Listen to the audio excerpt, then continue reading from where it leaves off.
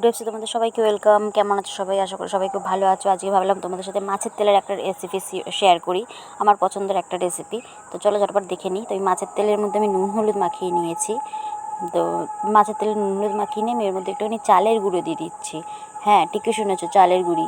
তো যাই হোক, চালের গুঁড়ি দিয়ে আমি ওর মধ্যে কাঁচা লঙ্কা দিয়ে দেবো। কাঁচা লঙ্কা দিয়ে এবার এটাকে ভালো করে চটকে চটকে ভালো করে মেখে নিতে হবে। এটাকে যত ভালো চটকাবে তত ভালো কিন্তু এটা ভাজা হবে।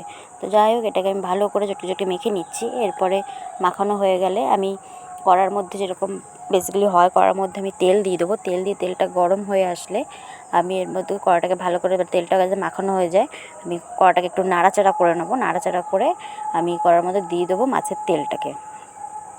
হ্যাঁ, মাখানো মাছের তেলটাকে দিয়ে আমি এটাকে ভালো করে খুন্তির সাহায্যে এটাকে নাড়াচাড়া, মিডিয়াম ফ্লেমে রেখে এটাকে ভালো করে নাড়াচাড়া করতে হবে কনস্ট্যান্ট। যত ভালো এটা নাড়াচাড়া করে যত ঝুরঝুরো মানে ঝুরো ব্যাপারটা আসবে, তত এটা কিন্তু খেতে ভালো হবে। তো যাই হোক, সবাই সাবধানে এটা নাড়াচাড়া, যারা ট্রাই করবে অবশ্যই এটাকে মিডিয়াম ফ্লেমে দিয়ে এটাকে নাড়াচাড়া করে দেখে নেবে যে পরে ঠিকঠাক ঝোড়ো ঝোড়ো হয়েছে কি না, টেস্ট ঠিকঠাক আছে কি না। তাহলেই এর রান্নাটা কিন্তু কমপ্লিট। আর যদিও বা আমরা বেশিরভাগ পেঁয়াজ দিয়েই করে থাকি, পেঁয়াজ কাঁচা লঙ্কা বা আলু বেগুন দিয়ে, কিন্তু এটা একটু অন্যরকম। তো আমার খেতে খুব ভালো লাগে, তো এই কারণে আমি ভিডিওটা আরও শেয়ার করলাম তোমাদের সাথে। মাছের তেলের এই ভিডিওটা সচরাচর দেখাও যায় না, শোনাও যায় না। তো ভিডিওটাকে কেমন লাগলো অবশ্যই জানালো। ভালো লাগলে লাইক শেয়ার সাবস্ক্রাইব অবশ্যই।